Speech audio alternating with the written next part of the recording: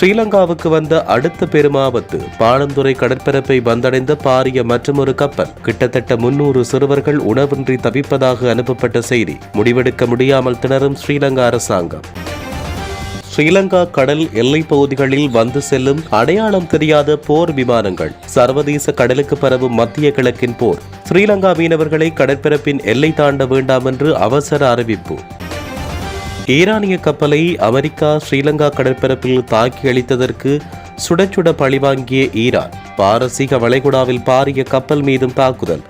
மத்திய கிழக்கின் பாரிய பாலமும் தாக்கி அழிப்பு. மேலும் பதற்றமாகும் மத்திய கிழக்கின் போர் நிலவரம். நிலத்தில் விமானத்தை கீறி வைத்து தாக்குதல் நடாத்தி எதிர்ப்படையை முட்டாளாக்கிய ஈரான். தலைகுனிந்த அமெரிக்க படைகள். இணையத்தில் வைரலாகும் சுவாரஸ்யமான சம்பவம். கண்டம் விட்டு கண்டம் பாயும் மினிட்மேன் 3 சற்று முன் சோதனை செய்த அமெரிக்கா. ஹிரோஷிமாவால் வீசப்பட்ட அணுகுண்டை விட 20 மடங்கு அதிக சக்தி கொண்டதென்றும் தகவல். உயிரிழந்தார் என்று அறிவிக்கப்பட்ட ஈரான் ஜனாதிபதி உயிருடன். பரபரப்பு அறிவிப்பை வெளியிட்ட ஈரான். வெளியானது முழு விவரம். யாழ்ப்பாண மக்களுக்கு எரிபொருளுக்கு QR முறை. வெளியான அவசர தகவல். அமெரிக்காவுக்கு அஞ்சிய ஈரான் கப்பலுக்கு அனுமதி மறுப்பு. கொதித்தெழுந்த தென்னிலங்கை அரசியல்வாதி. மற்றொரு நாட்டிலும் கடும் எரிபொருள் தட்டுப்பாடு. வரிசையில் காத்திருக்கும் மக்கள். வெளியான பல முக்கிய விவரங்கள். கமேனியின் மறைவு. முன்னாள் ஜனாதிபதி ரணில் நேரில் சென்று அனுதாபம். சர்வதேச கடல் எல்லைக்குள் பிரவேசிப்பதை தவிர்க்குமாறு இலங்கை மீனவர்களுக்கு அறிவுறுத்தல் விடுக்கப்பட்டுள்ளது. ஸ்ரீலங்கா கடற்பரப்புக்கு அருகாக நிறுத்தப்பட்ட ஈரானிய போர்க்கப்பல் தாக்குதலும் அதன் பிரதிபலனாக இன்றைய தினம் அமெரிக்க கப்பல் மீதான ஈரானின் தாக்குதலும் போரை மத்திய கிழக்கின் போர் முனையிலிருந்து சர்வதேச கடற்பரப்புக்கு அகலமடைய வைத்துள்ளது. இதனால் ஸ்ரீலங்கா மீனவர்கள் நாட்டின் அனுமதிக்கப்பட்ட பகுதிகளை தாண்டி சர்வதேச கடல் எல்லைக்குள் சென்று மீன்பிடியில் ஈடுபட வேண்டாம் என்று அறிவுறுத்தல் விடுக்கப்பட்டுள்ளது. அறிமுகம் இல்லாத கப்பல்கள் அல்லது ராணுவ நடவடிக்கையில் ஈடுபடுவதாக சந்தேகப்படும் கப்பல்களை நோக்கி நகர வேண்டாம் என்று அறிவுறுத்தப்பட்டுள்ளது. கடலில் இருக்கும் போது ஏனைய கப்பல்களுடன் பொருட்களை பரிமாறிக்கொள்வதையோ அல்லது எந்தெந்த கொடுக்கல் வாங்கல் நடவடிக்கையில் ஈடுபடுவதையோ முற்றிலும் தவிர்க்குமாறு கேட்டுக் கொள்ளப்பட்டுள்ளது. அமெரிக்க போர் விமானங்கள் உலக வான்பரப்புகளில் பறக்க யாருடைய அனுமதியும் தேவையில்லை. அனைத்து நாடுகளுக்கு மேலாக நாங்கள் பறப்போம் என அமெரிக்க ஜனாதிபதி டொனால்ட் ட்ரம்ப் சற்று முன் ஏகாதிபத்திய அறிவிப்பொன்றை விடுத்ததை அடுத்து இந்த அறிவிப்பு வெளியாகியுள்ளது. மேலும் இலங்கையில் உள்ள அமெரிக்க தூதரகத்துக்கு பலத்த பாதுகாப்பும் வழங்கப்பட்டுள்ளது. மேலும் இலங்கை அண்மித்த வான்பரப்புகளில் அடையாளம் தெரியாத வான்போர் விமானங்கள் பறப்பில் ஈடுபடுவதாக உறுதிப்படுத்தப்படாத தகவல்கள் வெளியாகியுள்ளமை குறிப்பிடத்தக்கது. பாணந்துறை கடற்பரப்புக்கு அருகிலுள்ள இலங்கையின் பிரத்யேக பொருளாதார வலயத்தில் மற்றொரு ஈரானிய கப்பல் நங்கூரமிட்டுள்ளதாக தகவல் வெளியாகியுள்ளது. அதில் சுமார் 300 சிறுவர்கள் உணவு மற்றும் குடிநீரின்றி தவிப்பதாக அந்த தகவல்கள் தெரிவிக்கின்றன.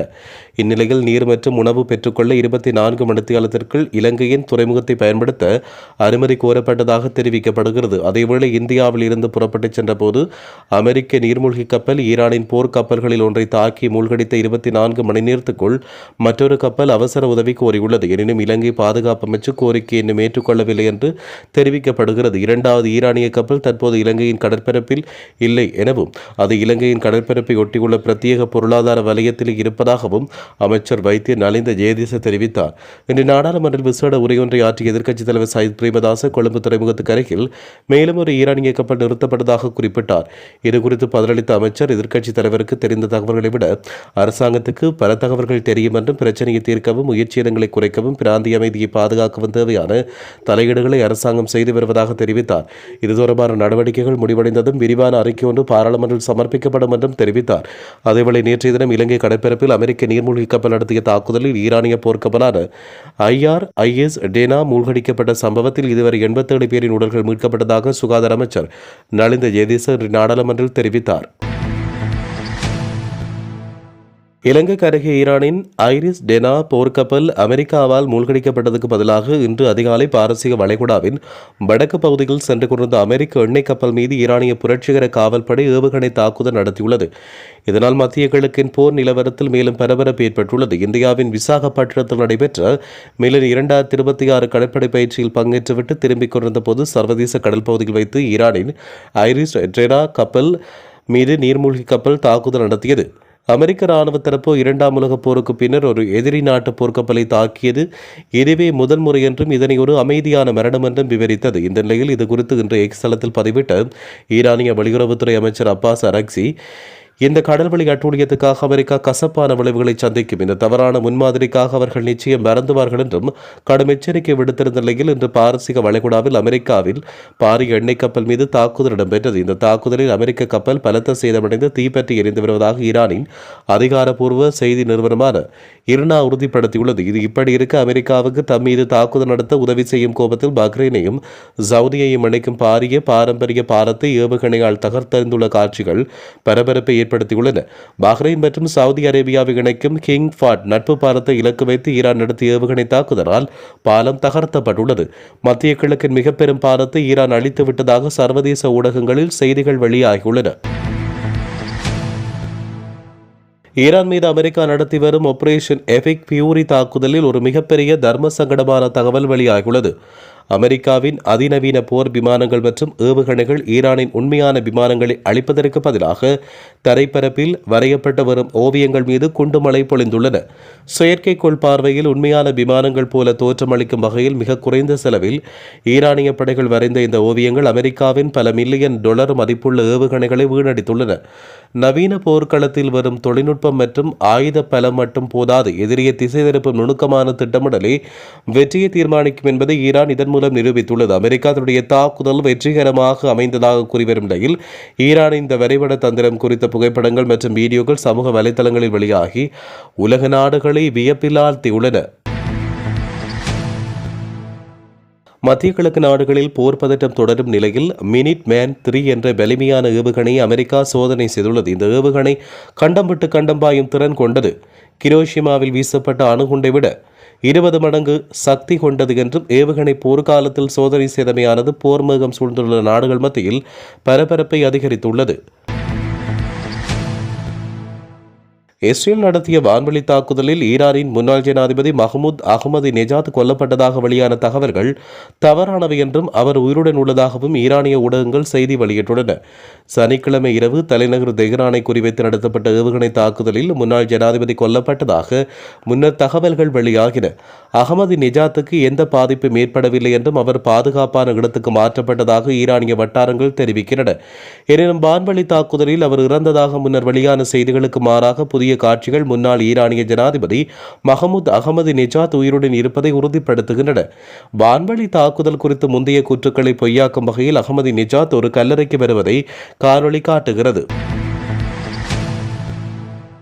யாழ்ப்பாண மாவட்டத்தில் எரிபொருள் விநியோகத்தின் போது QR முறையை பின்பற்றுமாறும் வடமாகாண அதிபர் சங்கம் மாவட்ட அரசாங்க அதிபர் மருதலிங்க பிரதீபனிடம் கோரிக்கை விடுத்துள்ளது. வடமாகாண அதிபர் சங்கத்தினர் மாவட்ட அரசாங்க அதிபரை அவரின் அலுவலகத்தில் சந்தித்து இதற்கான கோரிக்கை கடிதத்தை கையளித்தனர். எரிபொருள் பெறுவதில் ஏற்பட்டுள்ள சிரமங்கள், நீண்ட வரிசைகள் மற்றும் ஒழுங்கின்மை ஆகியவை பொதுமக்களுக்கும் அரசு உத்தியோகத்தர்களுக்கும் பாதிப்பை ஏற்படுத்தியுள்ளதாக அந்த கடிதத்தில் கூறப்பட்டுள்ளது.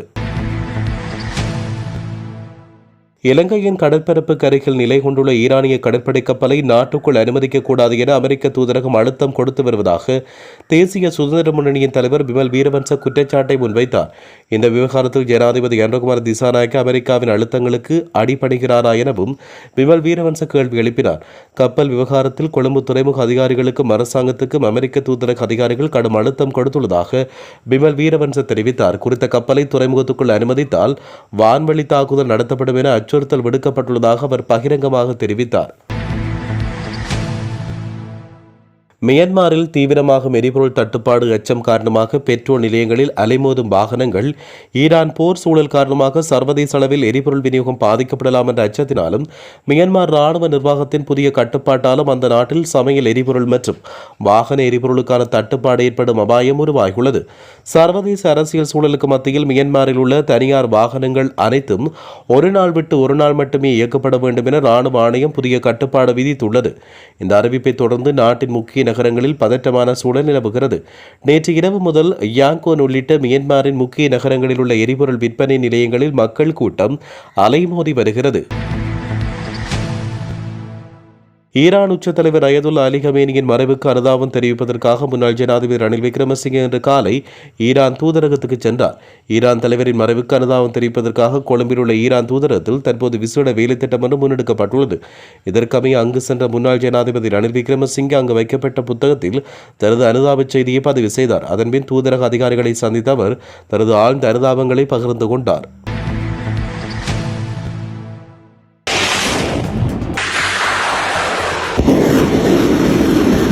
ஸ்ரீலங்காவுக்கு வந்த அடுத்த பெருமாபத்து பாணந்துறை கடற்பரப்பை வந்தடைந்த பாரிய மற்றொரு கப்பல். கிட்டத்தட்ட 300 சிறுவர்கள் உணவின்றி தவிப்பதாக அனுப்பப்பட்ட செய்தி. முடிவெடுக்க முடியாமல் திணறும் ஸ்ரீலங்கா அரசாங்கம்.